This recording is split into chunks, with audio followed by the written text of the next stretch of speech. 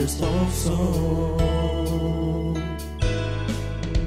Take the teachings you heard me proclaim in the presence of many witnesses, and entrust them to reliable people who will be able to teach others also. Take the teachings you heard me proclaim in the presence of many witnesses, and entrust them to reliable people who will be able to teach others also. Take the teachings you heard me proclaim in the presence of many witnesses, and entrust them to reliable people who will be able to teach others also. Second Timothy 2:2. Hallelujah, 2 Timothy 2:2. Praise the Lord. Second Timothy 2:2. You and me, let us proclaim the gospel. 2 Timothy 2:2. Hallelujah. Second Timothy 2:2. Praise the Lord. 2 Timothy 2:2. You and me, Let us proclaim the gospel of Jesus Christ. Take the teachings you heard me proclaim in the presence of many witnesses, and entrust them to reliable people who will be able to teach others also. take the teachings you heard me proclaim in the presence of many witnesses, and entrust them to reliable people who will be able to teach others also. Second Timothy 2:2. Hallelujah, 2 Timothy 2:2. Praise the Lord. Second Timothy 2:2. You and me, let us proclaim the gospel. 2 Timothy 2:2. Hallelujah. Second Timothy 2:2. Praise the Lord. 2 Timothy 2:2. You and me, Let us proclaim the gospel of Jesus Christ. The harvest is plenty, but the workers are few. As for me and my house, we will serve the Lord. We will serve the Lord.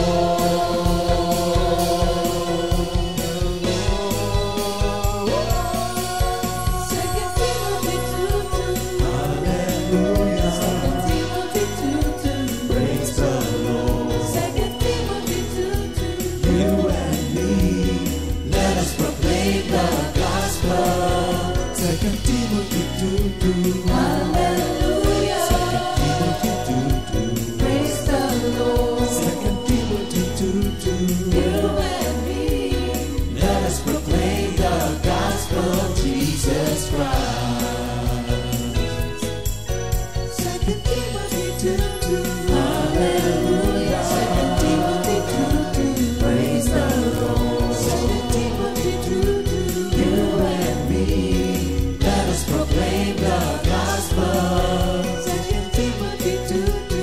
Hallelujah. 2 Timothy 2:2. Praise the Lord. 2 Timothy 2:2. You and me, let us proclaim, live up this day, delighting the Lord for His goodness. Let us proclaim, live up this day, delighting the Lord for His goodness. Let us proclaim, live up this day, delighting the Lord for His goodness. And He's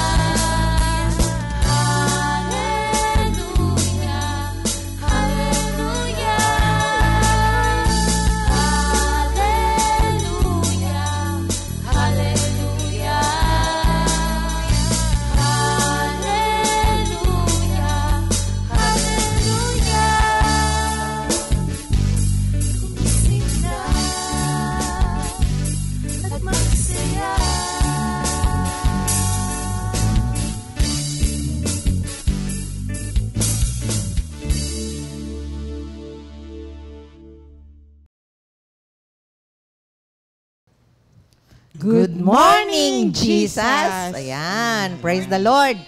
Thank you, Lord po. Pero bago po ang lahat, no, una, nagpapasalamat po kami sa privilege na narito po kami para po ipahayag ang kagandahang loob at kabutihan ng Diyos sa pamagitan ng kanyang mga salita at karanasan po na ipinaranas niya sa amin. Pero bago po uli, mag-opening prayer muna tayo. Hindi, pagkatapos natin mag-opening prayer. Sige po. Tayo po ay manalangin in the name of the Father, the Son, the Holy Spirit. Amen. Lord, salamat Panginoon sa oras na ito, Panginoon, na kami ay pinili at hinirang niyo, Panginoon, upang makapagbahagi, Panginoon, ng inyong salita. Tulungan niyo po kami na maipahayag po namin ang ganap na kalooban niyo, Panginoon. At ihanda niyo po ang puso ng bawat isa upang maunawaan, matanggap, at maging guide, Lord, sa buhay nila ang aming pag-aaral na ito, Panginoon. At manatiling inspirasyon, Lord, sa amin, Panginoon. Salamat, Panginoon, sa araw na ito. Pakapuspusin niyo po kami ng iyong kabanal-banalan na dugo, Panginoon. We love you, Lord. We praise you, Lord. We honor you, Lord. In Jesus' name we pray. Amen. Thank you, Lord. Ito po, mga kapatid, ay pagpapatuloy ng tungkol sa resurrection. Yan po ang pinakamaganda. Tayo po mga Kristiyano ngayon, namumuhay tayo in the resurrected power of our Lord. Kasi kung wala yung resurrected power, ay hindi nyo po ako mapapaupo dito o hindi nyo ako mapapasalita sa publiko. Isa pong ginawang maganda ni Lord ay yung sa mga pasyente lang po ako matapang magsabing, nanay, tatay, ale, mama, inumin nyo po ito. Pero yung magsalita ka sa tao na walang sakit, mahirap yun para sa akin. Naalala ko nga one time sa isang prayer meeting, ang sabi sa akin, you know what, Sister Nene, we like you here, sabi niya, but it seems that you're always shaking daw, nervous when you're speaking. Eh kasi yung mga kausap po, mga manager, presidente ng kumpanya, eh kasi sino bang hindi kakabahan? Ang alam ko lang nga magsalita sa mga pasyente. Pero salamat talaga sa kapangyarihan ng pagkabuhay na mag-uli. Ayan. Kaya bago natin simulan, umawit muna tayo. Umawit muna tayo. Pampasigla. Sabayan niyo kami, mga kapatid.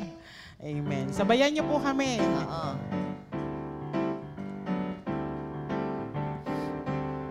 Ang dating buhay ko'y punong-puno ng pag-aalala. Ang dating buhay ko'y punong-puno ng pangamba. Subalit ngayon, puno ng pag-asa. Wala na ang dati kong problema. Ang buhay ko'y punong-puno ng pag-asa. Ang buhay ko'y punong-puno ng ligaya.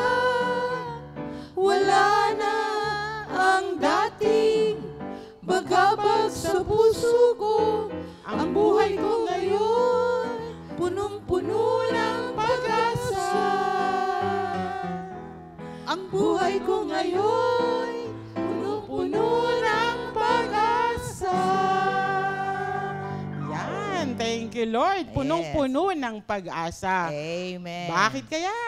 Oo, kasi. Here we go. Pag-uusapan po natin. Before po tayo mag-proceed, anuhin po muna natin itong ating memory verse of the week. Yes. Na matatagpuan po natin sa Ephesians 1 verse 12. that we who first trusted in Christ should be to the praise of His glory. At sa Tagalog naman po, upang tayo na unang umasa kay Kristo ay mabuhay upang purihin ang kanyang kaluwalhatian. Amen. Efeso 1:12. Amen. Ayan po ang ating memory verse of the week. Yes. Ayan po. Tunay nga po na talagang... Magbalik tanaw tayo, ano sige muna po. natin uli yung meaning ng resurrection. Yes, sige po. Balik tanaw Sige lang po. tayo. Ito natuwa po ako dito sa IHD Bible. Sabi niya, yung resurrection of Christ is one of the cardinal facts and doctrines of the gospel. So, if Christ was not risen, our faith is in vain. Alam natin yan sa 1 Corinthians 15:14.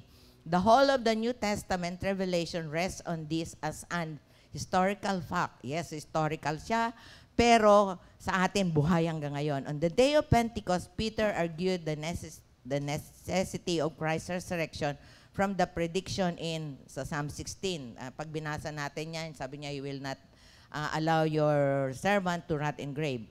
Sa Acts 2:24-28, in his own discourses also, our Lord clearly intimates His resurrection. Sa Matthew 20:19, Mark 9:9, Mark 14:28, Luke 18:33, and John 2:19 and 22. Makikita din po natin that the evangelist, yung mga apat na gospel writer, give circumstantial account. Kaya meron pong witness, kaya hindi pwedeng, gaya ng sabi ng mga Muslim, na hindi namatay, nabuhay ang ating Panginoon.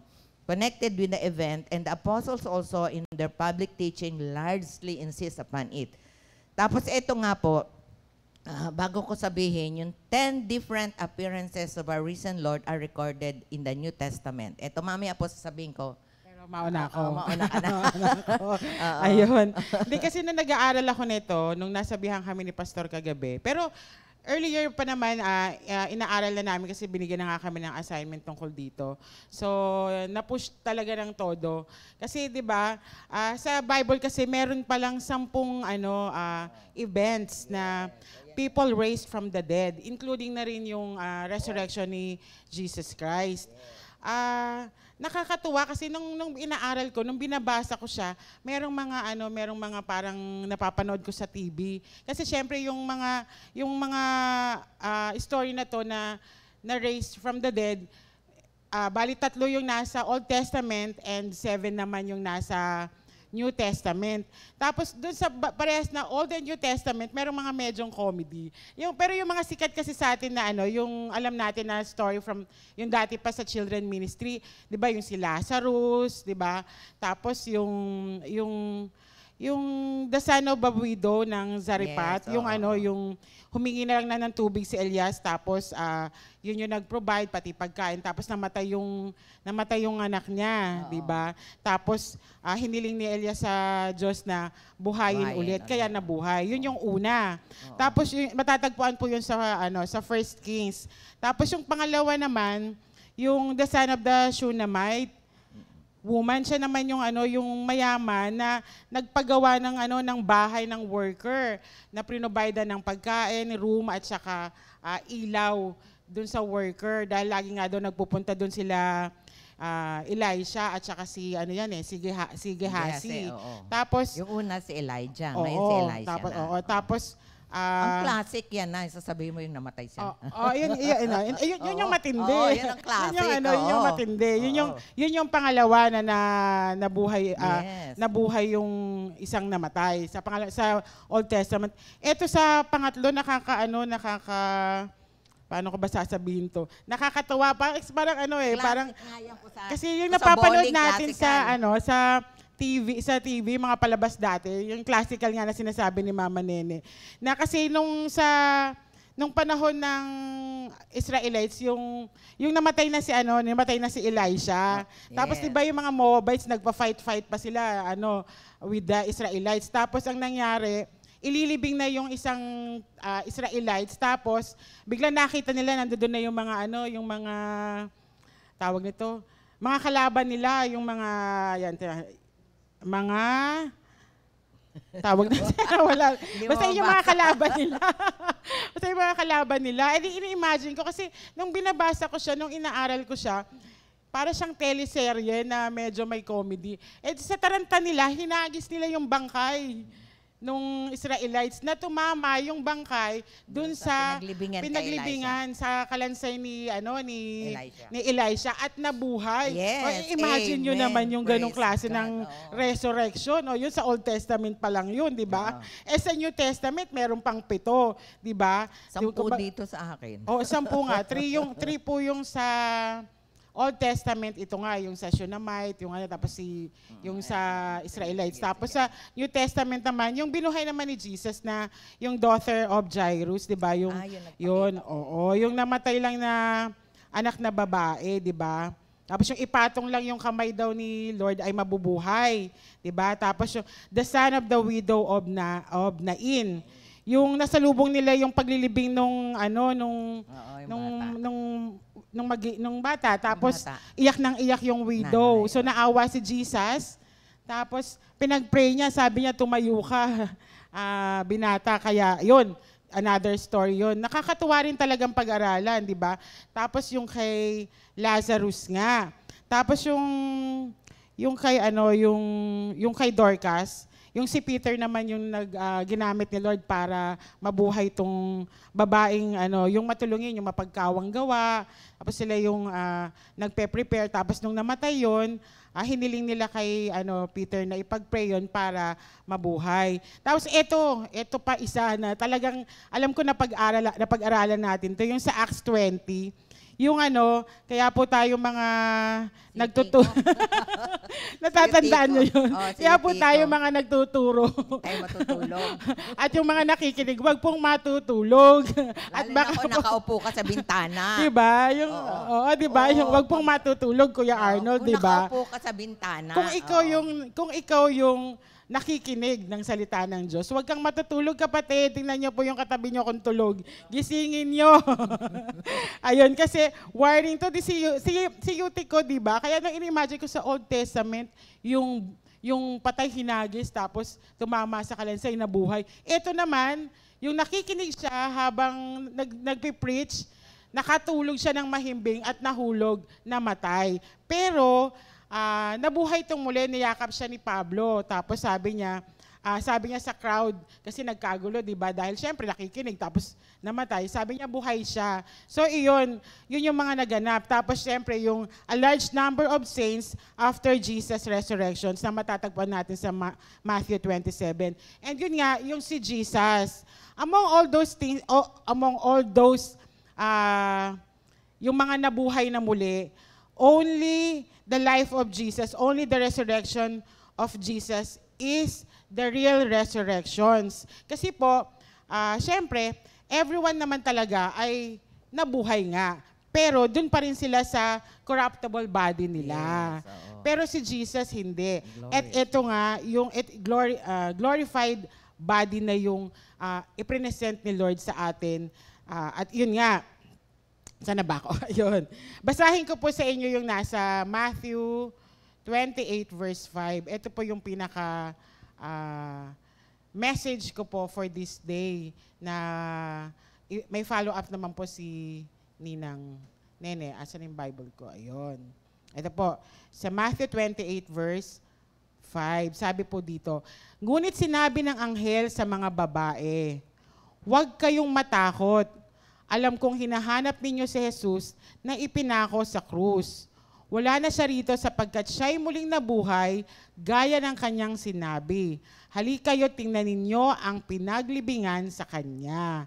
Ayun, thank you Lord. Nakakatuwa naman pong pag-aralan. Doon pa nga lang po doon sa mga binuhay na patay, ay may mga drama, may mga aksyon, at may mga comedy. Pero masarap pong pag-aralan para magkaroon po tayo ng realization ng katatayuan natin bilang isang mananampalataya.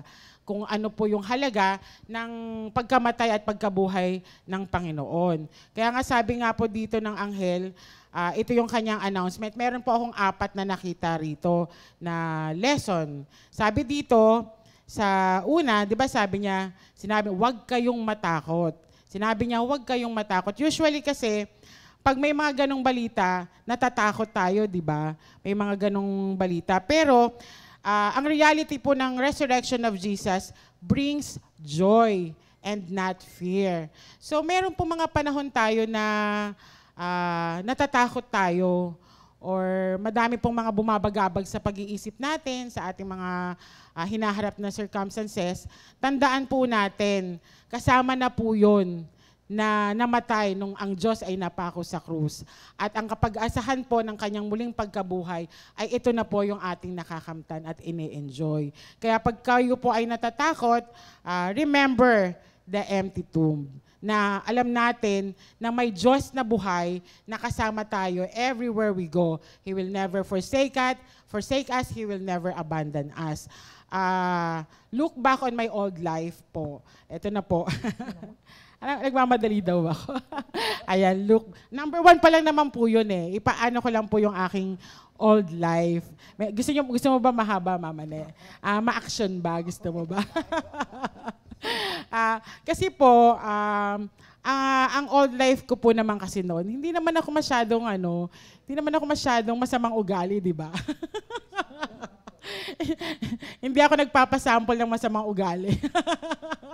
Patay na po kasi yung dating tata. Bago na po ang buhay ko ngayon kay Lord. Kaya maikwento ko lang po na hindi naman talaga ako pasaway. Elementary, active na rin naman sa church. Tapos high school, na-start akong tawagin ni Lord sa Kogyo Prayer Group sa Bagong Nayon. Iba rin kasi yung style ko. Pagdating ko ng college, na-involve ako sa imperialismo, ibagsak, isulong ang komunismo. Ganun po ang naging buhay ko noon. Nung may college days, isa pong scholar ng bayan na lumalaban sa bayan. Hindi po ba? Pero kasi noon, udyok po yun ng siguro ng crowd. Pero kasi nung nagpa-LSS ako, seryoso naman talaga ako kay Lord. Alam ko na talagang tinanggap ko talaga si Lord. Tinanggap ko si Lord. Pero nung napunta talaga ako sa mga crowd, siguro nagkamali ako ng crowd. Kaya nagamit ko pa yung Bible study na escape ko. Ang kinatatakutan ko dati noon, wala naman ako kinatatakutan noon kasi masyado akong lumalaban. Ang kinatatakutan ko lang talaga yung mama ko. Hi, Ma! Alam kong nanonood ka. Nasa Bohol po sila ngayon. Dinadalaw, kumbaga may reunion with her, brothers and sisters na nasa Katigbian, Bohol. Ayan po. Tsaka yung aking kapatid, sila Ming, at saka mga pamangkin. Ayun. Siya lang talaga kinatatakutan ko. So one time, nagpunta ako sa rally sa Senado. Kasi hindi ko na ma-recall kung ano yung issue namin doon. Ma-attend na ako, na LSS na rin nga ako. Lang ako. Tapos, kami yung natuto kasi ko doon mag-room to room. Talagang, na-orient ako na sino pa ang magbabago, sino pa ang gagamitin para magbago ang lipunan, kundi yung mga kabataan. Yun yung na masyado akong na-hook sa ganong sitwasyon. Masyadong siguro yung doon pala nagsisimula yung ma-build yung personality kong masyadong palaban. Pero hindi talaga ako palaban, takot ako sa nanay ko. Nasisinturon ako noon, nakakawayan ako noon. So nung nangyari yun, Bible study yun Ang Senado pa dati doon sa may malapit sa daanan ng Palagusnilad. So diba doon sa Manila. So Bible study noon, alam ko si Ate Jeng imimit ko sa Jade Vine pa ang Bible study. Isa ako sa naatasang maging frontliner nung aming grupo. Di pag sinabing frontliner, kami yung mga nakaganon. Kami yung binobombahan ng mga tubig. Dinanas ko po yun. Kita nyo, ang ganda na ng buhay ko. Dinanas ko pa yun. Nabombahan din po kami ng tubig. Ang nangyari nun sa akin ay punit-punit po ang pantalon ko at nakauwi ako ng Kogyo na isa lang ang sapatos. Tapos ang ginawa ko dun sa sapatos ko, dahil nga takot ako sa nanay ko, yung sapatos ay tinago ko sa bubong. Para pag hinanap ni mama sa bahay, bakit ko lang yung sapatos dito? Hindi ko sasabihin na ako ang gumamit kasi naghihiraman lang naman kami nun. Hindi ko sasabihin na ako ang gumamit at naiwan ko yung isa at di ko na makita. Tapos yung pantalon ko, tinapon ko na sa ilog. Kasi tabing ilog kami dun sa Kogyo. Yun yung nangyari sa akin. Pero, thank you Lord at hindi inalaw ni Lord na magpatuloy ako sa ganong gawain.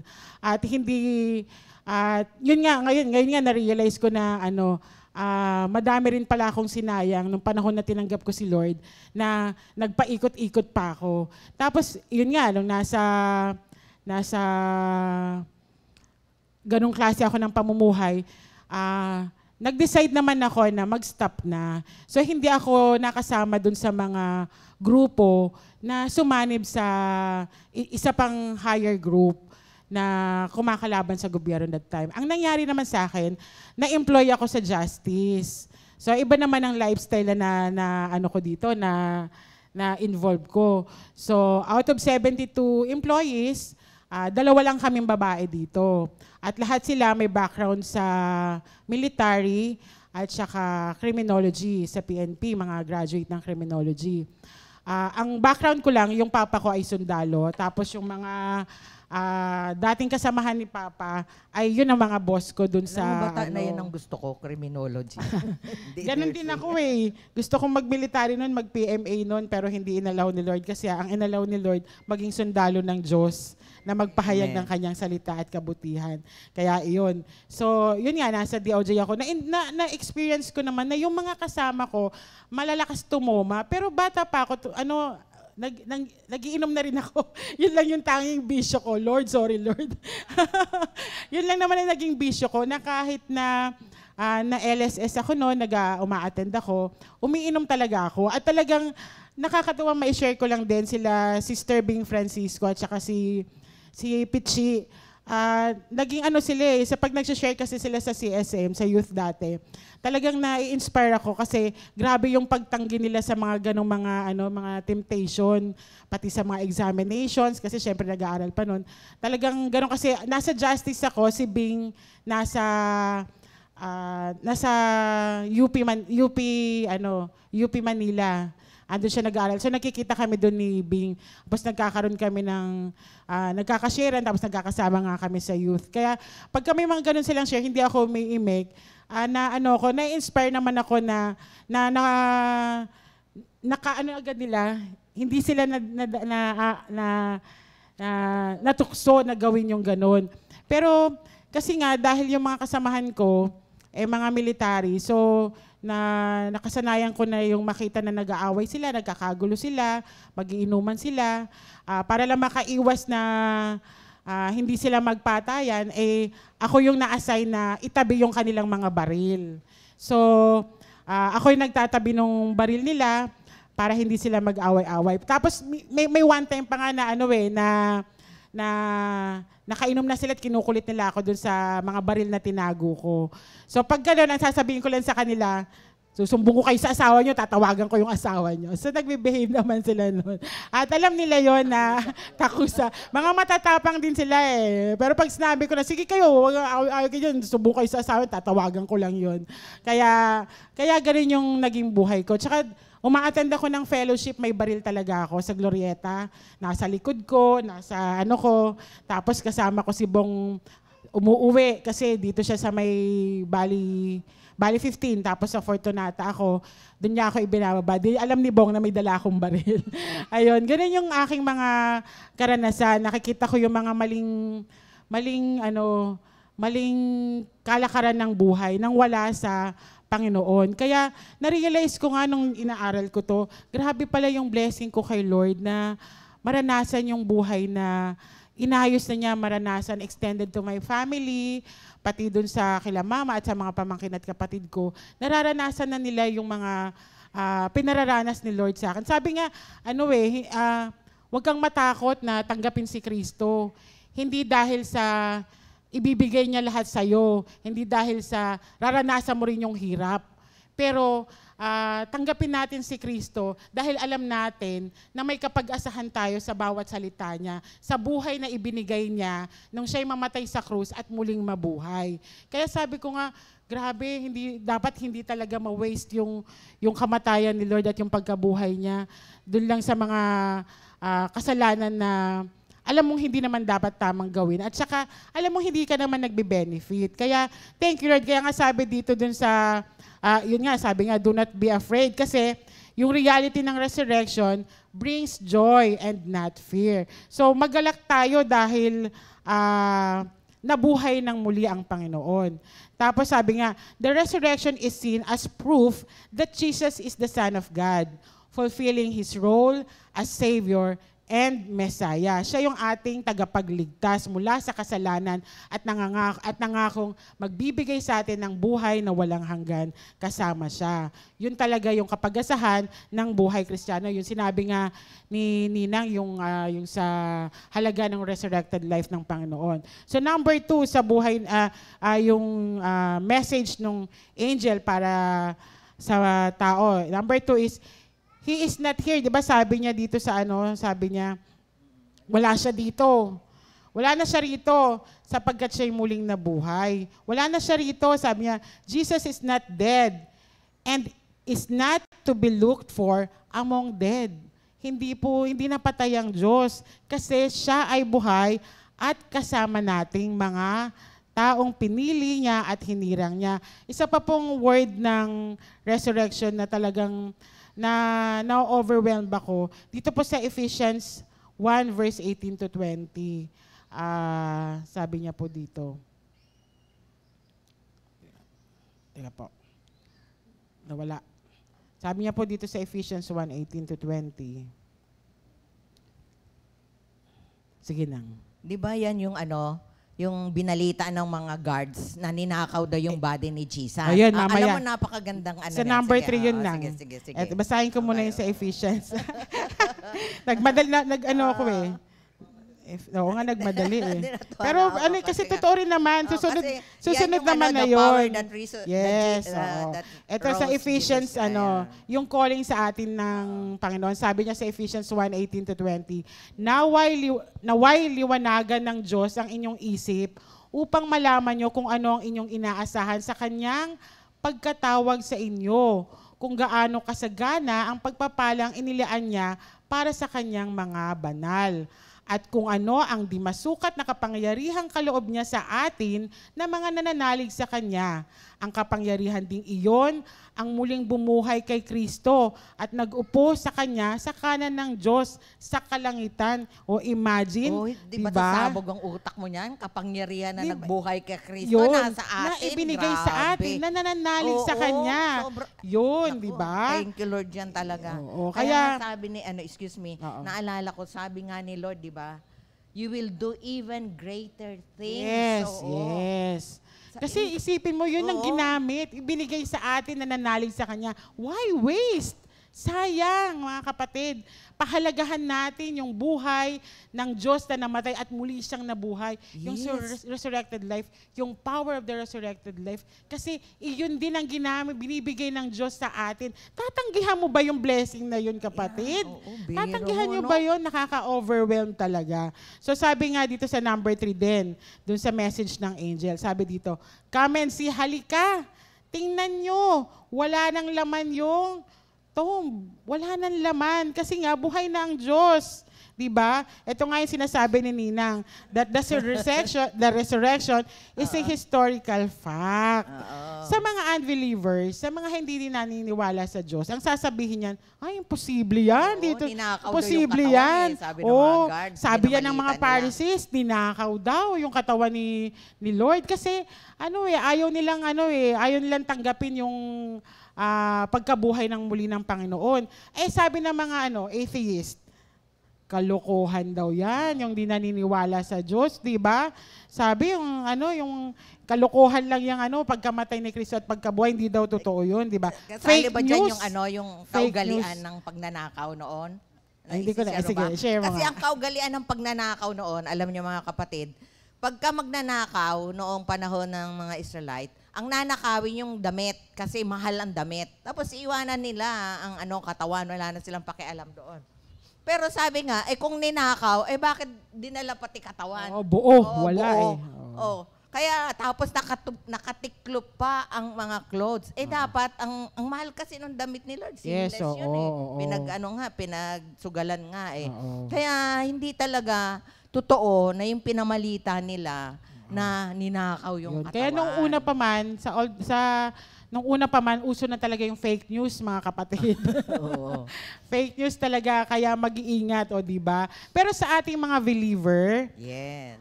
ang pagkabuhay ng muli ng Panginoon, it is our glorious hope, Yes. di po ba? Talagang, sabi nga dito, it is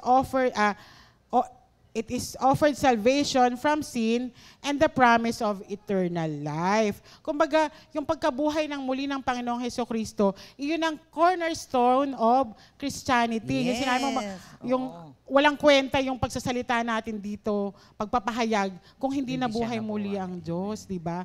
Kaya ito ay historical fact, mga kapatid, na talagang nasusulat, every details nakasulat na. Oo, kasi may witnesses. Yes, yun. Yan, May mga matibay. witnesses. Yeah. Yun na yung papasok na yun lang. Kasi sabi dito, di ba? Sabi dito, go quickly and tell. Yes. They were to spread the joy of the resurrection, and we too spread this great news. Kaya tayo pong tumanggap sa Panginoong Hesukristo. Ito po yung ating pagtawag. Ito po yung calling para sa atin na let's spread the good news. Hindi lang ikaw ang makinabang dun sa pagkabuhay ng muli ng ating Panginoon. Ipahayag natin ang magandang kalooban ng Panginoon sa atin, sa ating mga mahal sa buhay, at sa ating mga nakakasalamuha sa araw-araw. Dahil iyon ay, kumbaga, yun ang order sa ating mga Christian to spread the gospel na ang Diyos ay nabuhay ng muli. At iyon nga, sabi nga ni Mama Nene, meron yung mga witnesses, di ba? Yes. Siyempre, unang-una na yung sinabihan ng anghel, yung babae, na halika, tapos si Mary Magdalene, yung disciples, si Peter, si Apostle, si Thomas, at yung large group of followers na matatagpuan natin sa 1 Corinthians 15. So, for that, pasok, Mama Ne. Thank you, Lord. Oo nga, ang una po, yung 10 kasi dito sa Bible, yung si Mary Magdalene, di ba? Umiiyak pa nga siya. Hindi niya naalaman na nasa tabi niya na si Lord. So, ang pangalawa po, yung certain woman, yung other Mary, yung sana ay mag-aano ng kanyang katawan. Oo, mag-embalm. Sila Salome, si Joanna, tsaka yung isang Mary. At tsaka yung iba pa. No, talagang, sabi nga ng mga, ma-break akong konti. Bakit daw sa babae daw una? Nagpakita si Lord. Bakit, mga kapatid? Bakit, no? Hindi, Bakit sa meron mga lang naman babae ako- sinabi Oo. na ano? kasi Bakit nga sinabi? mabilis ang isip ng babae, tapos kaysa minsan, tapos na ng bibig niya, na isasabi. Kaya, pero that's Mabilis God's daw grace magsalita and mga favor babae. upon us. Di ba? Amen. So, number 3 kay Peter, no? Na tumakbo agad siya. Tapos ang number 4, yung sa dalawang disciple nga, yung sa walk in Emmaus. Tapos ang number 5, yung sa 10 disciples, wala dito si Tomas. Kaya nung nagpakita, Oo. sabi niya, kailangan nga. malaman ko prueba. Oo. So, Siya, doubting Thomas pala to. oo. Kasi alam niyo mga kapatid, kaya maano ito sa akin, mahalaga. Kasi laging sinasabi ng brother ko, hindi pwedeng mamatay ang Diyos. Sabi ko, what if it is true? Tapos, Kasi Mama Nene, dati from Muslim, oo. oo. At saka ang ano nila, hindi daw pwedeng mamatay kasi Diyos nga siya. Parang inaano natin, minimenos daw ang pagkatao ni Kristo bilang propeta lang sa kanila, na namatay siya. Pero sabi ko, pinatotohanan niya na Diyos siya because He rose Himself from the dead. Yun ang sinasabi ko lagi. Binuhay niya nabuhay siyang mag-uli. Kasi yung lahat ng sinabi niya, pinatotohanan niya. Tapos yung sa 11, so, and above 500 brethren at once at an appointed place sa Galilee. No, matatagpuan sa 1 Corinthians 15:6, no? At saka, of course, sa Matthew 28. Tapos kay James din, sabi dito, to James sa 1 Corinthians 15:7. No, for what reason din natin alam, kasi sabi dito, under what circumstances we are not informed. Hindi rin sinabi ng Bible. Pero meron siyang meron siyang letter. Kaya I'm sure itong mga na sumulat sa New Testament na meron silang pangalan, sila yung nakakita. Kaya nga sabi ni John, yung nakita namin, narinig namin, yun ang ipinapahayag namin sa inyo. Kahit ako po, hindi rin po ako tatapang na magsalitang ganito kung di ko narinig yung tinig na yon. Biro mo, tawagin akong anak, samantalang alibuga nga prodigal nga. Tawagin kang anak ng Diyos na banal, na makapangyarihan, na lumikha ng langit at lupa. Naku mga kapatid, kung hindi ka susunod dun sa tinig na yon, ewan ko na lang. Yun ang marami kasi nagsabi nung sumunod na ako kay Lord. I think it's foolishness, sabi nung isa. Foolishness daw yung ginawa ko kasi biro mo, nurse ka, iba nagpapakahirap maging nurse, no? Kasi pag nurse ka, ang tingin nila, ka nun, no? 20s lang ako noon. Dollar talaga. Biro mo, tas panganay pa ako Pero nung narinig ka yun, my child, your sins are forgiven. Come and follow me. Hindi ko alam kung saan ako susunod Pero alam ko na meron ako magandang pupuntahan. Kasi yun yung narinig ko lang na nagsabi sa akin, my sins are forgiven. Pag inisa-isa ko, ang dami. Oo, hindi ko na kayang Pero grabe, pinatawad ako. Kaya yun, no? Tapos sabi pa dito, yung si James, yung sa 10, to the apostles immediately before the ascension. They accompanied him from Jerusalem to Mount Olivet, and there they saw him ascend, till a cloud received him out of the sight. Sa Mark 16:19. Kaya nga sabi ng na ito, meron pang 11 pala. In addition, sabi niya, to the above mentioned might be made of Christ's manifestation of himself to Paul at Damascus. Di ba narinig niya rin ang tinig? Kaya itong Acts 9 sa akin, isa din niyang maano sa akin. Dahil narinig lang ni Paul, sabi nga niya, ako yung sa lahat ng mga apostol, ako yung kakaiba daw ang kanyang pagiging born again. Kasi nga, narinig niya ang tinig ni Lord. Pero alam niyo, ako sinabihan nga ako ng hipag ko, nag-hallucinate lang ako. Kung nag-hallucinate ako, mga kapatid, wala po ako dito. Dapat nandun ako sa Ward 23, kung sa Biluna. Dapat nasa basement po ako ng Makati. Pero I thank God and give glory and honor to Him. Wala po ako doon. Narito po ako sa inyong harapan. Malakas. Na napagpapatotoo. Kasi kung nagsisinungaling naman ako, gagawin ko. Paano ko gagawin yun? Narinig Pero ko yan. napakahirap para sa'yo noon, di ba? Oo, kasi panganay ka, single mother ka. Tapos, yung nga, dati ka pang Muslim. At talagang sa Muslim, pagka na-convert ka sa Christian, patay. Wala nang yan. At thank you, Lord, dahil si Arab. Jesus ang iyong hindi ka buhay ka. Yes, oo. Kaya nga sabi dito, it is worthy of note that it is distinctly related that on most of this occasion, our Lord afforded His disciples the amplest opportunity of testing the fact of His resurrection. Kaya biro mo, lumusod siya sa pader, no? Oo nga Grabe. Alam niyo mga kapatid, kung pagmumuni-munihan lang natin ang pagkabuhay na mag-uli, hindi tayo yung mga Kristiyanong lulugo-lugo. Kaya pag binasa mo talaga, no? Parang kayong ma-invigorate na kahit na nga yung physically, merong campaign. Ako talaga naranasan ko yung first time sa edad ko na ito na yung tinutusok yung tuhod. Tinutusok, parang sabi ko, ito kinukulam? Parang may tumutusok sa tuhod ko na talagang sobra ang pain. Tapos ito naman, yung stiff neck, grabe din yung pain. Pero dahil nga, alam kong buhay yung Diyos, ang Diyos natin, sinasabi ko lang, praise God, thank you Lord, praise God. Ganun lang ako pag may pain. Kaya nga akala ng iba, wala akong nararamdaman mga kapatid. Marami akong masasakit na karanasan na salamat sa pagkabuhay na mag-uli na nakakayanan. Yes. Kaya nga, maiisingit ko ito. I thank God, narinig ko si Billy Graham na nagsabi, if you're 60 years old and above and you're still alive, sabi niya, don't underestimate the power of the resurrected life in us. Huwag natin i-underestimate. Sabi niya, hindi tayo forgotten. Yes. At tandaan po natin, hindi lang ang mga senior, na kasi nalulungkot ako pag sinasabi ang mga senior, nasa terminal. Lahat po ng tao nasa terminal. Sabi, nag-aantay na lang. Oo, nag-aantay na lang. Alam niyo bakit? Kasi if you go to the cemetery, ang mga patay, may baby, May teenager. Kasi lahat Oo. naman na tayo nag-aantay na lang Yes, talaga. pero hindi tayo mag-aantay na At ang mamatay kagandahan na lang, ng ganon. ating pag-aantay kay Lord, Yes. yung ini-enjoy natin yung pangako niya Oo, na buhay na ganap at kasaya-siya. Yes, oo mga kapatid. Kaya wag nating minosen ang kapangyarihan ng pagkabuhay na mag-uli. Biro mo yung patay na buhay, hindi nga natin gagawin yun. Hindi tayo sabi, oy, mabuhay ka mag-uli. Pero magugulat tayo pag nagtatanim tayo, nabubuhay, di ba? Pero may isa pang resurrection tayo na hindi natin yung sa Ezekiel 37. Sabi, prophesy to the bone. Oo, yung pa yun. Oo, biro mo halo-halo.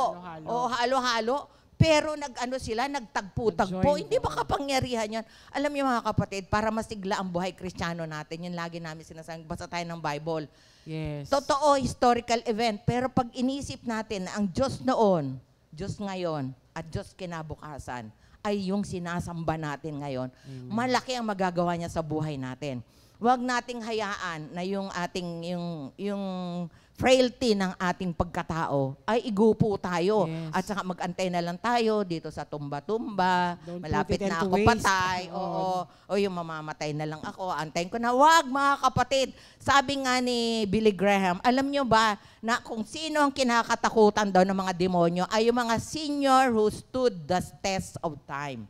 Hindi mo na daw sila mape-persuade na, ito mag-own ka ng ganito, mga kastilyo, mga magagandang, hindi mo na sila maiingganyo. Natutuwa din nga ako sa sa ating mga kapatiran, yung mga senior, Yes. mga senior plus na nga, pero hindi sila pumapayag na hindi magagamit ni Lord. Sila Yes. Nanay Feli, Sister Josie, humahayo pa sila. At Yes. saka yung mga natin, mga brothers din nating senior, di ba? Oo. Yung mga nagka-choir pa, di ba? So iba talaga yung habang nag-aantay ka kay Lord, ini-enjoy mo na yung mga pagpapalang inihanda niya, inilaan niya. Tapos yung lagi kang na-excite, Lord, ano na naman kaya ibibigay niyo? Ano na naman kayo mararanasan ko? Biro mo hindi sabi nga ni Billy Graham, anino pa lang daw ng isang senior na pinatatag ng panahon ay nanginginig na sa takot ang demonyo. Biro mo yan, sabi. Kaya alam niyo nung narinig ko yun, na-engross nga akong, sabi ko, wow! Sabi niya, because you have the power of the resurrection, mga kapatid. Kaya wag nating hayaan, igupo tayo niyan. At Pero antayin totoo na naman lang. din kasi, Mama Nen, na may mga problema rin dumarating sa buhay ng Hindi Kristiyano. naman natin sinasabi na wag, Yes, do not hear oo. what we are not saying. Oo. Ang sinasabi Pero, lang natin, oo. ang kapangyarihan ng pagkabuhay na maguli can supersede the Yes, natural. oo. Maganda kasi talaga yung supernatural nga. namin natin yung salita ng Diyos. Yes, Na oo. lagi niyang ipinapaalala sa atin na talagang wag huminto sa pag-aaral ng salita ng Diyos. Kasi Right. yun yung guide natin na sa kabila ng circumstances, may enjoy mo pa rin yung buhay. Hindi yung, Yes. di ba? Sayang. Oo, Sayang. kasi ganito na ako, makakalimutin. Ikaw lang. Ayoko nga sabihin. Oo, Oo, sayang makakalimutin. Alam nyo ba, 1 Corinthians 2:16, we have however the mind of Christ. Kaya wag natin niyang minosin, mga kapatid, the person of the resurrected life is Christ is in us, Amen. nasa Diba? atin. Sabi nga sa Ephesians, di ba yung binasa natin, di ba? At sabi nga na marami mga ngaral, hindi yung maliit na Holy Spirit, hindi daw medium size, the whole of the Holy Spirit is in us. Kaya nga, di ba, nag-end si Sister Ria nung last Monday, He is, in Him, with Him, and through Him. Maski ang misa, nag-e-end ng ganun din. Kasi yan ang reality. When you always speak of the supernatural, kaya nandito na tayo sa spiritual realm. Though we are in the world, but we are not of this world.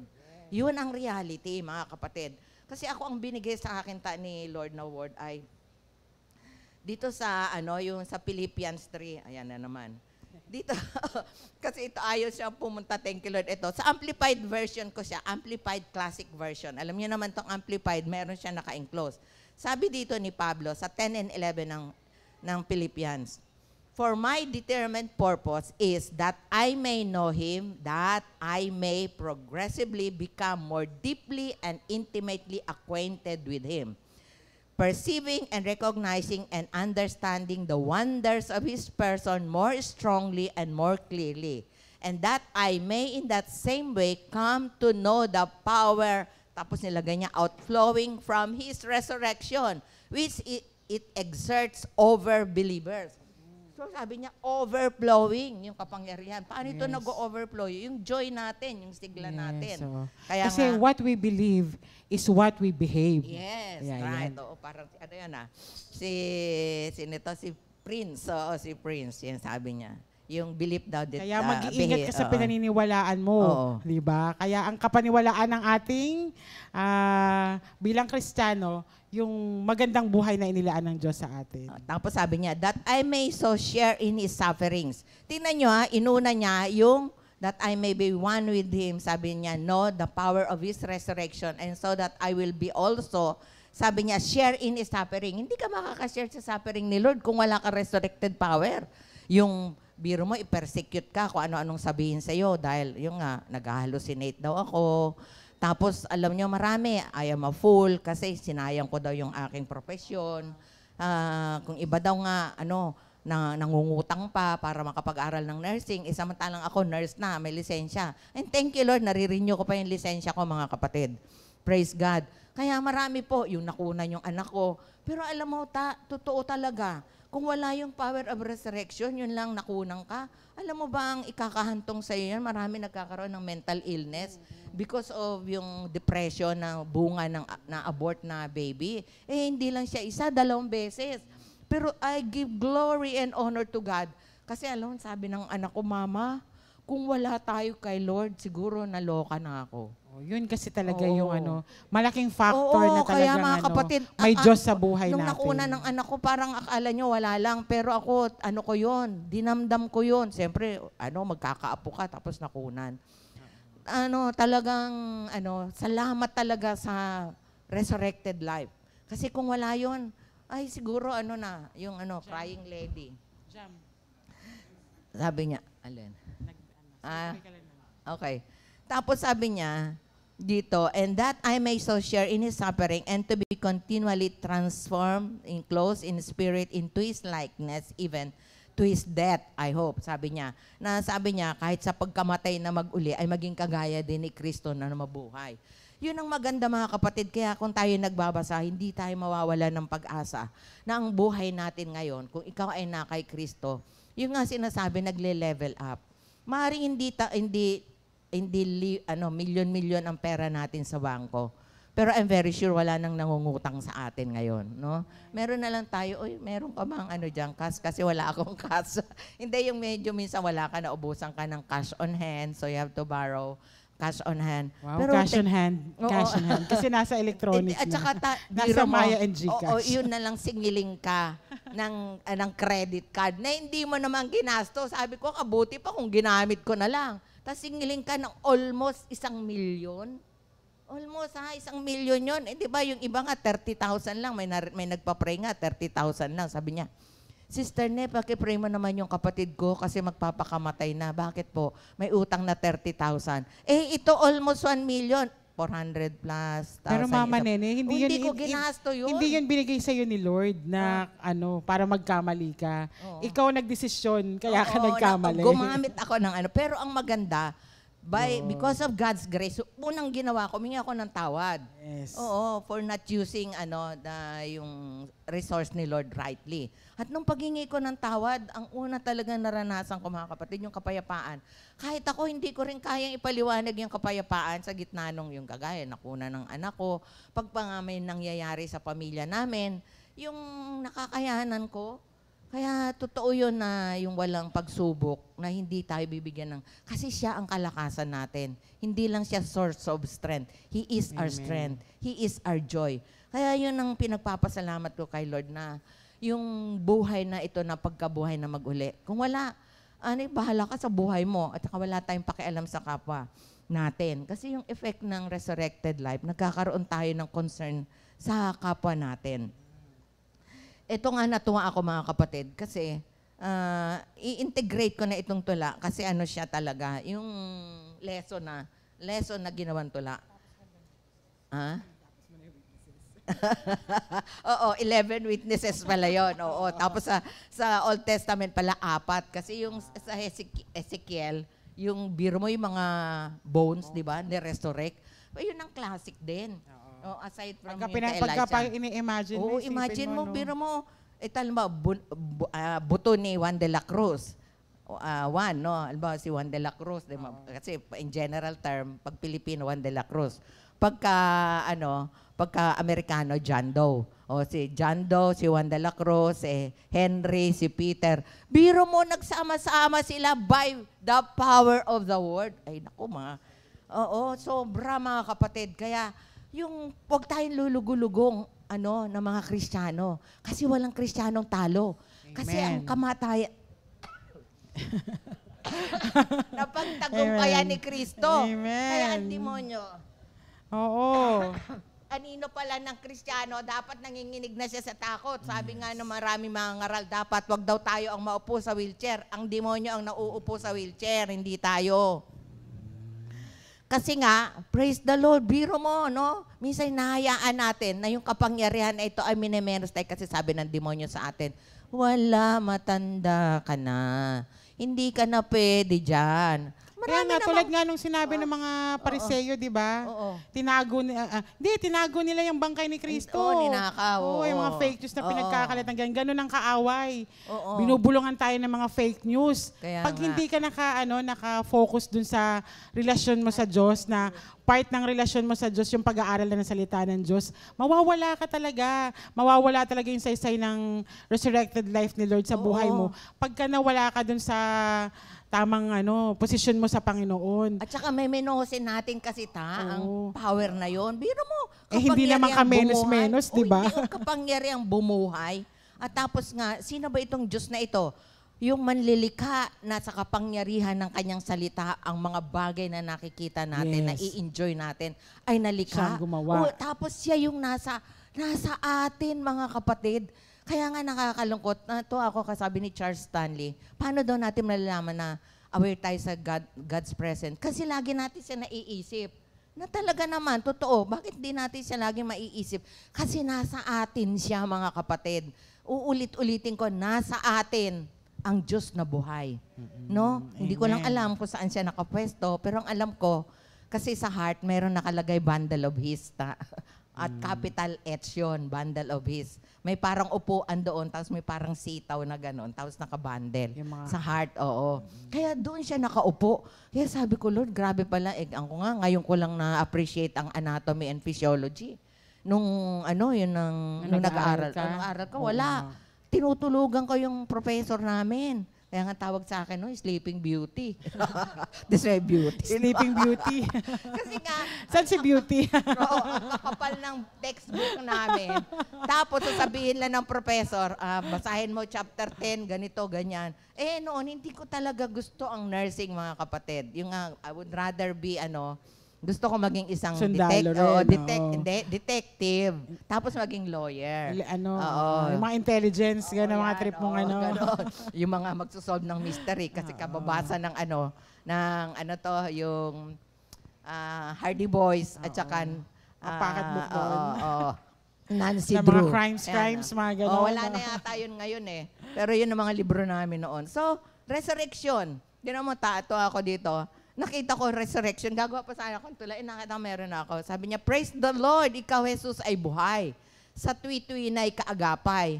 Hayokong sa'yo ay mawawalay. Anong saysay ring buhay? Talaga naman. Tanging ikaw Jesus ang nagbibigay kulay. May naalala ko yung kanta dito, Nold. Pero wag mo na hindi, lang. Pag narinig ang ngalan mo, Kristo, kusang napapaawit ang puso ko. Dakilang pag-ibig ang sayo'y, bigong buhay ko ay iyong inayos. Talagang bigong buhay talaga. Awit ako, nasa iyo galing. At di ko naman, na ang luha at sa ibig mo, Kristo, ay di nagmamaliw. Puso'y bihag mong bigla. Kaya ang mahalaga po talaga, pabihag natin yung puso natin, yung surrender. Araw-araw yan pag nakasubuko. Kaya nga po ako nagtataka, yung favorite ni si Oswald Chambers, 10 years lang po siya naging Pero pag binasa nyo po yung mga libro ng mga sauna, yung kanilang relasyon kay Lord, parang hindi mo sila makakakitaan na sila'y nagapi. Pero kinakwento din nila, si Watchman Nee, nagkasakit. Pero alam nyo, hindi nila hina-highlight yon. Ang hina-highlight nila ay yung kapangyarihan ng Diyos na in spite of their situation, ayon ang nag-sustain sa kanila. Tayo din mga kapatid, kaya wag natin i-highlight yun kasi yun ang gusto ng kaaway. Sino bang nagnanakaw ng kalusugan? This is Satan, he steals. Tandaan natin, kaya kung tayo hindi malusog, ninanakawan tayo ng kalusugan ni Satanas. He kills. Gusto niya tayo mamatay nang wala sa oras. And he destroys good relationship. Tayo din, he destroys our morals. Tandaan natin yan. Pero yung nga, sabi ni Billy Graham, Satan is trembling when he sees a senior, a 60-year-old and above. Sabi niya, always on his or her knees. Sabi niya gano'n, nanginginig na siya. Kaya ito pa, pagkat ikaw, Jesus, ay buhay na buhay.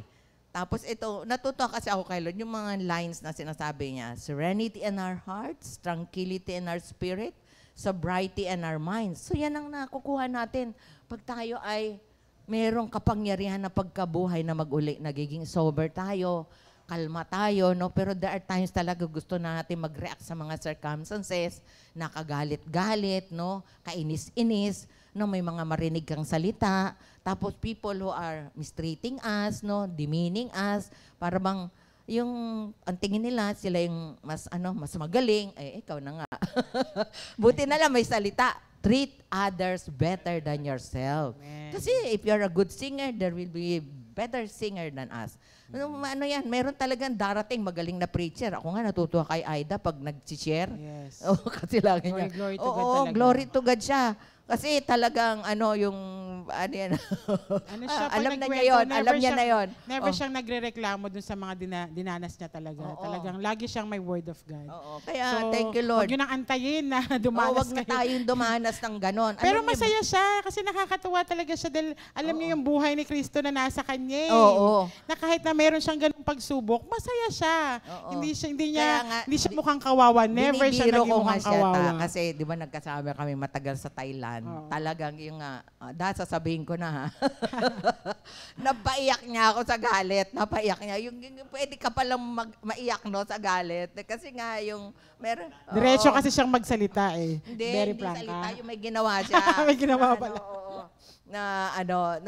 Pero yung nga, inihingi niya na ng tawad sa akin kasi talagang hindi ko muna siya kinakausap. Pero yung nga sabi ko sa kanya, salamat naman sa Diyos na kaya lang, parang inantay mo pa nagka-cancer ka. Hindi, binibiro ko lang naman siya na gano'n. Pero yun na nga mga kapatid, wag na nating antayin na mayroong grabing mangyari sa buhay natin. Yung tandaan natin, itong physical body natin, ang nagpapalakas lang dito ay yung kapangyarihan ng Diyos. Kung wala yun, wag natin minosin yun. Kaya lagi nating lagi tayo nakatuon na ang Diyos ay kasama natin, Yes. laging sumasa Ang atin. Kristiyano kasi prone to sin talaga yan. Yes, oo. Talagang lapitin tayo talaga ng mga At temptations. saka, enemy number 1 tayo ni Satan. Oo. Talagang papatayin niya tayo hanggat maaari. Pero Na pagka alam natin yung posisyon natin sa Panginoon at kung ano yung ibinigay niya para sa atin, kung paano labanan yung mga ganun sitwasyon. Yes. Sabi nga, do not be afraid. Yes. Diba? Kasi si Lord laging nandyan. Manatili lang talaga 24/7. tayo. Talagang lagi kang magsisik ng Word of God kasi yun ang gagamitin mong panlaban dun sa mga temptation na laging humaharap sa'yo. Yes. Di ba nga, Mama Ne, recently kasi, makwento ko, mahaba pa yung oras, matapos ka na eh. Hindi ba, meron? Parehas na tayo mabilis magsalita. Recently kasi, na-experience ko, parang meron kasi isang situation sa amin na parang nagagalit na ako dun sa isang situation na parang paulit-ulit, ba't hindi na matapos yung yung nangyayari sa'yo? Parang gusto ko ng kasi dahil nga sa, yung may mga kaibigan naman ako na makukontak ko, na pwede akong makipag-ayusin yung kung ano yung problemang dinadanas nitong isa kong mahal sa buhay na nanonood ngayon. I love you. Sabi ko, bakit kaya sinabi niya, pwede ko naman tawagan si ganito eh. Sabihin mo nga yung totoo, galit na kasi ko. Tapos sabi ni Ate Maribik, hindi ka na nabubuhay sa lumang buhay mo. Si Lord na nabubuhay sa'yo. Yes. Sabi niya ganun. So sabi ko, nagkalma ako. So anong nangyari sa akin? Nagpray ako, Lord, sorry Lord, ano niyo po ko, bigyan niyo ako ng mapayapang puso para umakyat sa utak ko na maging mapayapa din, na hindi ako mag-jump into conclusion na ako pa yung gagawa, hindi si Lord. Maling-mali naman po talaga na yung ikaw yung magde-decide nung bagay na sa situation na alam mong dapat magre-rely ka sa Word of God. Kaya thank you Lord dun sa mga situation natin na andyan yung mga kapatiran, mga mahal natin sa buhay na nagre-remind sa atin kung sino tayo sa buhay natin ngayon bilang mananampalataya ng Diyos. Oo, kasi alam mo, sa mundo kasi, lagi na lang natin sabihin sa mundo, hindi sa natural. Sa mundo kasi wala na tayo sa natural. Sa mundo kasi, pag may problema, tatawagan ng kapitbahay, yung mayamang kapatid, yung basta magpapaareglo, ganyan ang yung mga connections, Oo, kaya nga, kung sinong basta laging ang iniisip kung sinong mauutangan. Pero kay Lord, ang sabi niya, cast all your cares upon me, for I care for you. Kaya yun. Tapos yung nga, in whatever we do, yung inner peace, no? Yes. Bibigay niya. Tapos ito pa, natuwa pa ako. Aside from this lesson, kasi nung inaaral ko yung resurrection ni Lazarus, ito yung mga natutunan ko. Sabi niya, He knows people by His name, si Lord ang maganda. Kaya yun. Tapos ang maganda, He is a very, very personal God. Kaya nga gusto niya that we develop a personal and intimate relationship with Him. Hindi natin po pwede i-judge ang relasyon ng bawat isa. Alam mo, may akto siyang ganito. Baka at that moment, lang siya, medyo na-discarril. Pero wag natin siya husgahan na kasi siya, hindi siya kasi ganito. Wag na natin pong sabihin yun kasi si Lord lang ang nakakaalam ng relasyon ng bawat isa sa Diyos. Lalo na at kapatiran. Yes, diba? oo. Kasi hindi natin alam, yung Kristiyano na yan, meron kasi mga tao na ayaw din nila magsabi ng kanilang nararanasan. And ina-advocate din niya ni C.S. Lewis, pagka meron ka pinagdaraanan, huwag mo ipamalita. Hayaan mo kasi mas mauuna pa ang demonyo sa yung gumawa ng paraan doon sa pinagdadaanan mo kaysa sa yung mga tao sa paligid mo. Kaya isa yung silence mas maganda, sabi niya ang benefit. Tapos ito pang natutunan ko doon sa raising of Lazarus. His timing is perfect nga, 'di ba? In the nick of time kasi hindi nga siya 11:59. 'Di ba? 4 na araw muna bago siya pumunta. Oo. Kaya iba ang timing ni Lord, iba ang paraan niya talaga, tandaan natin. Nangangamoy na nga daw, 'di ba? His ways are not our ways. His thoughts are not our thoughts. Magkaibang paraan. Parang kagaya ng pag-aaral mula sa probinsya, 'di ba, pupuntang Maynila. Pero ako sa anak ko, mula sa Maynila, pumunta sa probinsya. So, ganun ang Diyos. Tapos ito pang natutunan ko, na ang Diyos ang lahat ng ginagawa ng Diyos, may plano siya, may purpose siya, and it goes on to posterity. Hanggang sa yung tayo, mawala na tayo, pero mananatili pa yung plano niya at purpose niya sa mga tao. Tapos tandaan natin, siya mismo ang buhay. Kaya nga nabuhay siya His life Himself. Tapos yung mga prophecy niya na, destroy this temple, and sabi niya, I will build it again. At maganda ngayon, we are the temple of the Holy Spirit. Yun ang tatandaan natin, mga kapatid. So ito pa, meron pa akong isang tula naman sa Ingles na natuwa ako. Because you live, we can face tomorrow. All fear is gone as the song goes. Now our hopes are high, for you live on high. Our flesh may die, but our spirit soar to where you are. Totoo naman, where He is, there will be. Though we may not all fully understand all of your plans, but we rest secured, for you tightly hold us in your hands. Inner peace, tranquility, serenity beyond human mind can understand. Totoo mga kapatid, marami po akong pinagdadaanan, pero yung kapayapaan hindi ko rin po kayang ipaliwanag. Mga pangyayari sa pamilya. Kailangan din kasi dumaan para makarating ka sa finish line. Nun, di ba? Yung kapatid mo, Christian na. Kung totoo siya, yung nagdala sa amin, tas nag-Muslim. Tas ngayon, puro ang declaration niya pagka-Muslim. Kung iba yun, matataranta na. Pero nagtataka po ako, hindi na ako natataranta. Alam niyo, ang isa lang sinabi ko, alam ng Diyos lahat yan, nakikita niya yan. Alam ko may takdang panahon kung kailan every knee shall bow, every awang's family, and all its affinities will bow down before Jesus and Amen. declare Him Lord. Amen. Naniniwala ako dyan. Kaya kung kailan hindi ko po alam, kung kamatayan ko na hindi nila sinasabi pa yun, pero alam kong mangyayari yun. Amen. Kasi salita yun ng Diyos eh. At walang salita niya na hindi babalik sa Kanya, na hindi ginagawa ang ang nilalayo nito. Yes. Because our flesh may die, but our spirit soar to where He is.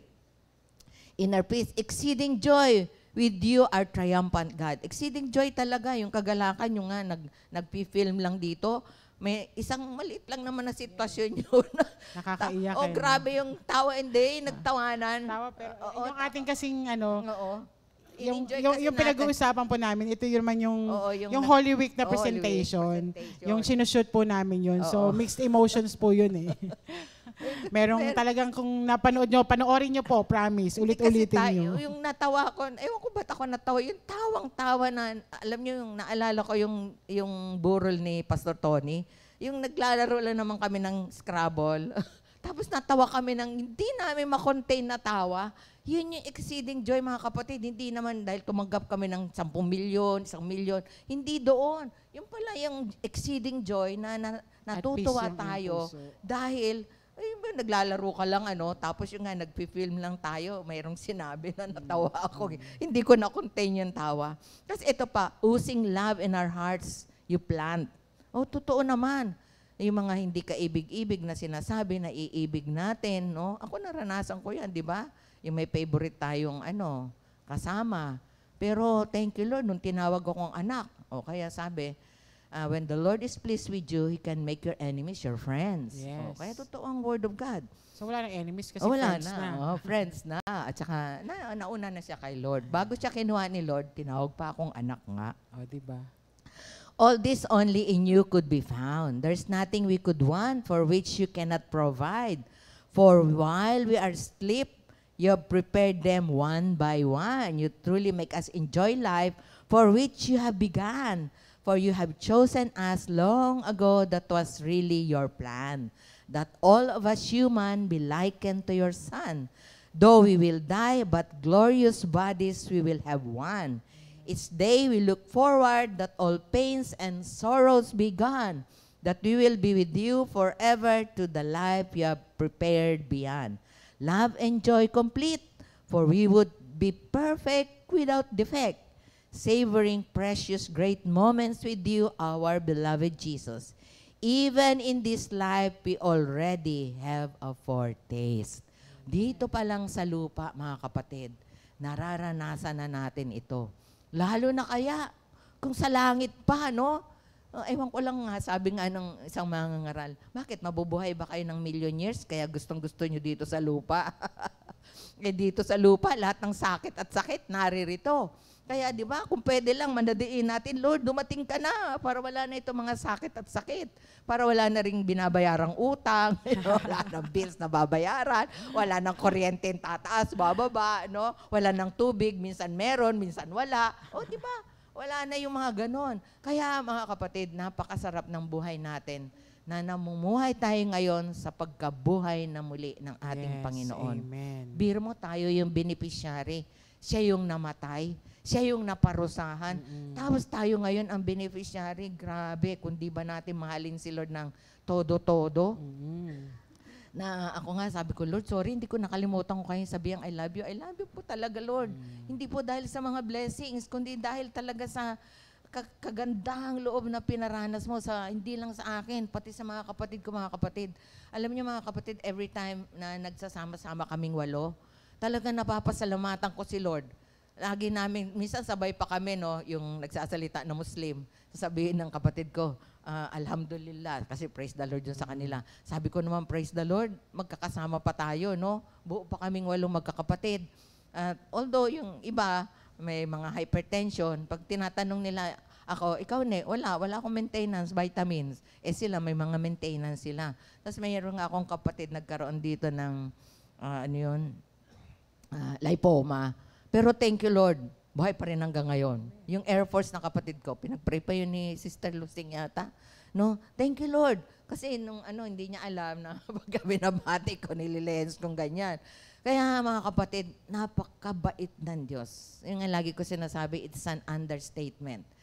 Pagka muni-munihin lang natin yung pagkabuhay na muli ng Diyos, if you think na sa tingin mo, ikaw yung konti pera, sila dami pera, wala ka ganito, sila merong ganito, huwag mo ikumpara doon mga kapatid. Let us always compare ourselves with what God is doing in our lives. Kay Kristo, ang maging standard natin lagi si Kristo. Yung buhay niya, na dapat tayo yung napako sa krus, pero siya yung napako. Siya yung Diyos na walang kasalanan. Tayo, sobrang kasalanan. Di ba, dapat tayo yung napako doon kasi grabe tayo, mga tayo. Ako nga, prodigal. Pag inisa-isa yung kasalanan, ako, mga kapatid, you will not love me. Pero salamat, may Diyos na nagmahal. Ako kasi nang lumalaban sa gobyerno. Oo. Pero ito naman magandang balita, mga kapatid. Meron kasi nagsabi sa akin, Sister Nay, ang ganda naman ng testimony ko. Sabi niya sa akin, naku kapatid, huwag mo na antayin masira yung buhay mo para kay may patotoo. The fact na pinangalagaan ka ng Diyos and you are morally sane, buo ka, walang nangyari sa'yo, hindi ka napingasan, ay sobra-sobrang magtatalon ka sa pasalamat sa Diyos. Amen. Kasi biro mo, hindi ka nabuntis. O sabi ko sa kanya, hindi ka na nalulong sa alak, sa sigarilyo, sa bisyo. No, buti na lang nga, hindi ako sa drugs kasi napaitan ako doon sa drugs. Nag-drugs ka din? Oo, nagsumok lang. Mapait. Sabi ko, ay, pangit. Pero yung cup syrup. Cup syrup. Oo, cup syrup. Sinubukan ko, pati beer. Lumaki yung mukha ko, tapos para ako nakaangat, nagpo-float. Sabi ko, bad trip. Kaya hindi ko na sinundan. Never ko naman yan. Oo. Lang kaya nga, kung hindi kayo involved doon, magpasalamat kayo sa Lord, Amen. Mga kapatid. No? At wag na. Naalala ko nga, sabi ko, kasi one time si JB, nasa kami sa BGC, sabi niya, may mga nagiinuman doon. Sabi niya, ano daw kaya ang feeling ng mga nagiinom doon? Sabi ko, sabi ni Brother Leo. Tapos, ay nako, wag niyong susubukan. Tapos sabi ko ganun, ay nako, kung alam ko lang na walang kwenta yung pag-iinom na yan. Naku, mayaman na sana ako ngayon. Promise. Give me 5. Totoo yan. Napakayaman ko na siguro ngayon. Kasi ako pag may 20 pesos noon, bibilangin ko na ilang bote ng beer. Biro mo yun. Every salary.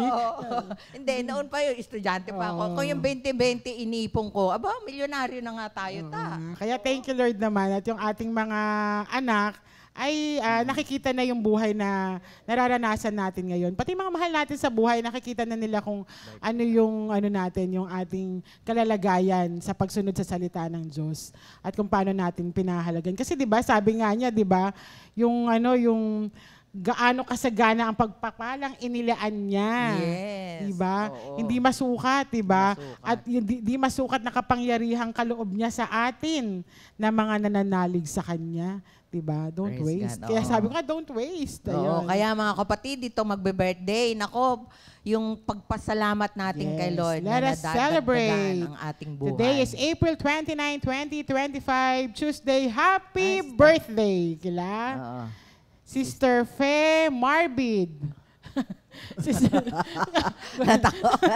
Sister Flor Lashelda. Sister Cristel Jokno ng ating Kalo. Brother Andrew Flores. Happy birthday mga kapatid. Enjoy your day.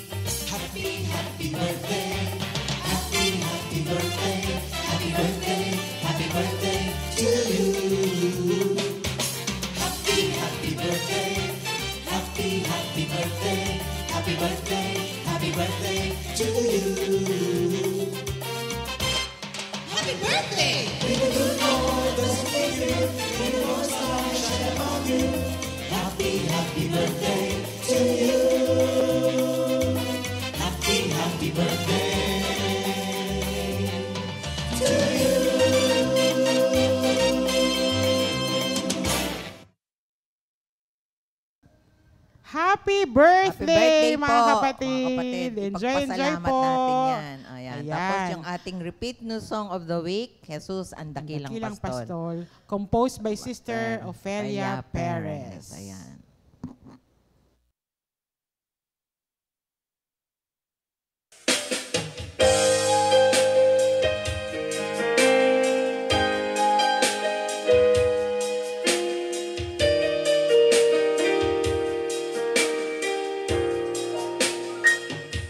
Salamat, Jesus. Hinanap kita at ika'y aking natagpuan.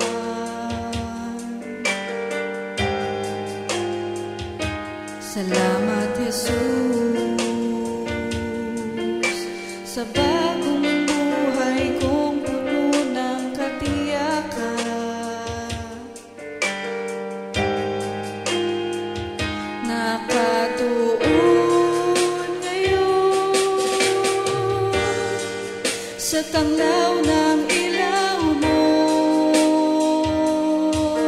dahil sa pag-ibig mo naibalik ako sa piling mo.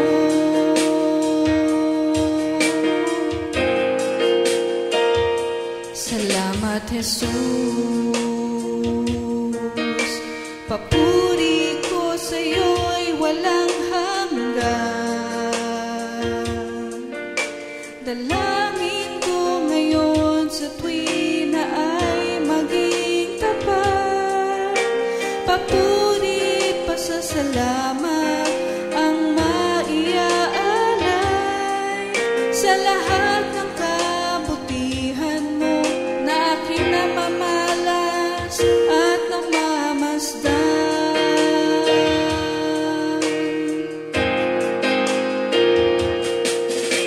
Ikaw, Jesus, ang dakilang pastor, gabay at patnubay mo ang aking sandalan.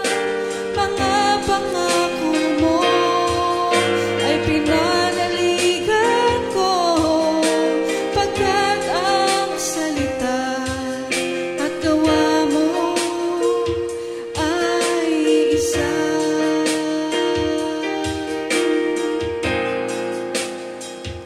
Salamat, Jesus.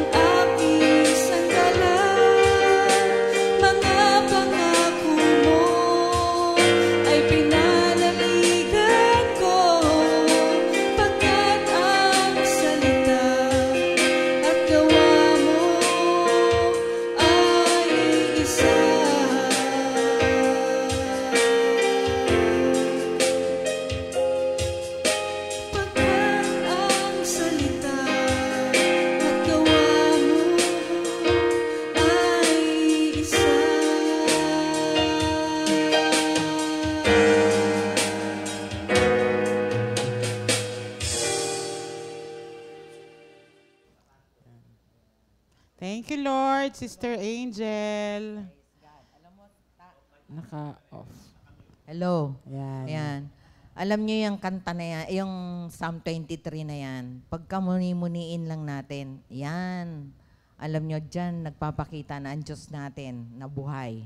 Talagang hindi tayo magkukulang kahit kailan. Meron nga po ako narinig na pagtuturo. Kung pera daw po ang problema natin, yan ay isang,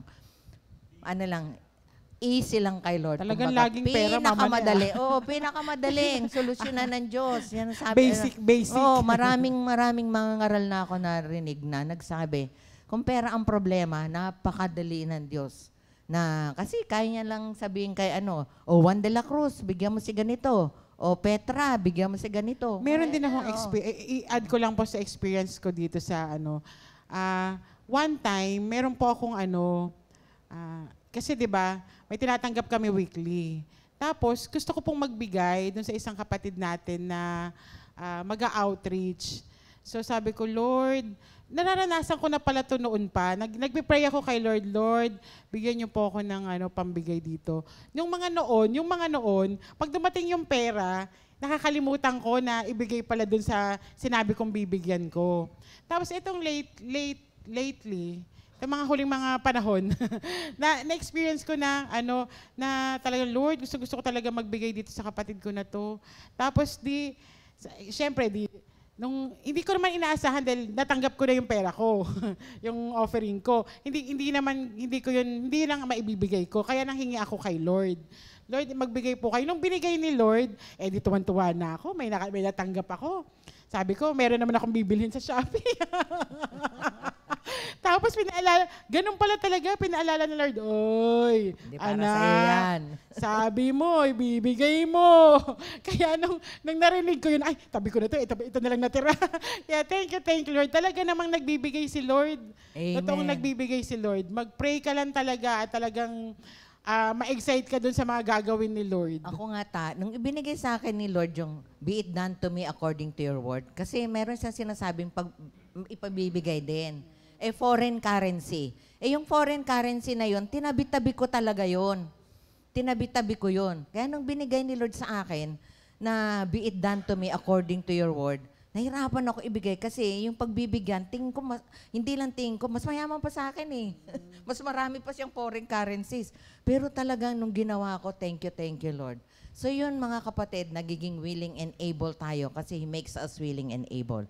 So ang aming pong ay conclusion ay isang awit po na binigay kay Sister Ria, pero gusto namin pinaalala ni Lord. Kasi ito talaga ang buhay natin noon. Nagawin ko na. Sige ta. Sige. Sige.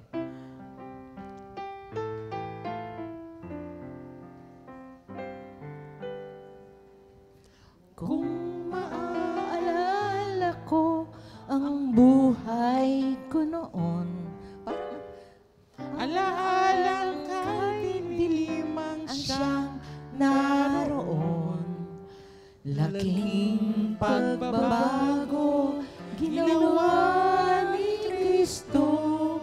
Ako na nasa kadiliman, dinala niya sa kaliwanagan. O Kristo, wala na akong mahihiling pa. Ang buhay kong wala, ginawa mong sagana. O Kristo, wala na akong mahihiling pa. Ang buhay kong wala, ginawa mong sagana. Kaya nga mga kapatid, ako naman binigyan din ako ni Lord ng isang kanta, pero yun na ang pinaka, hindi ko po kakantahin. Kasi overtime na kami. Oo. Ngayon lang naman kami nag-overtime, pagbigay niyo na, first time. No, mga kapatid. Kasi talagang pag pinag-usapan ang resurrected life, sobra po yung yan, endless power kasi yan. an everlasting power. Power yan talaga ni Lord na wag nating memenosen kahit kailan. Yung binigay niya yung sa, you fill my life with, He fills our life with good things talaga. He fills our hearts with love. He fills us, no, with Himself. Kaya tayo pong lahat, salamat sa Diyos. Lord, we give you all praises, glory, and honor for what you have done. In Jesus' name, amen. Amen. God bless mga kapatid. Bible study po tomorrow. Thank you, Lord. 2 Timothy 2:2. Hallelujah.